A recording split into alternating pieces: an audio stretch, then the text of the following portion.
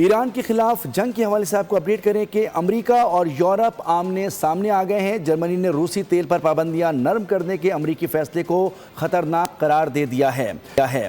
France اور Italy نے اپنے بحری جہاز آبنائے ہرمز سے بحفاظت گزارنے کے لیے ایرانی حکومت سے رابطہ کر لیا۔ ایران کے خلاف جنگ امریکہ اور یورپ میں پھوٹ پڑ گئی۔ صدر ٹرمپ کی پالیسی پر یورپ میں اختلافات سامنے آ گئے۔ جرمنی کی روسی تیل پر پابندیاں نرم کرنے پر امریکہ پر شدید تنقید۔ یوکرین جنگ کے دوران پابندیاں کم کرنا خطرناک قدم قرار دیا۔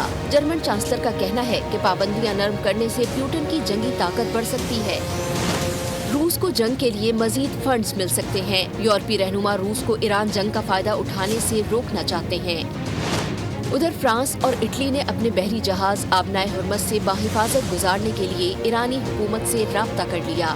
اخبار فائنینشل ٹائمز کے مطابق یورپی ممالک جنگ کو مزید پھیلائے بغیر توانائی کی سپلائی بحال کرنا چاہتے ہیں۔ دوسری جانب ایران نے ترکیہ کے بحری جہاز کو آبنائے ہرمز سے گزرنے کی اجازت دے دی۔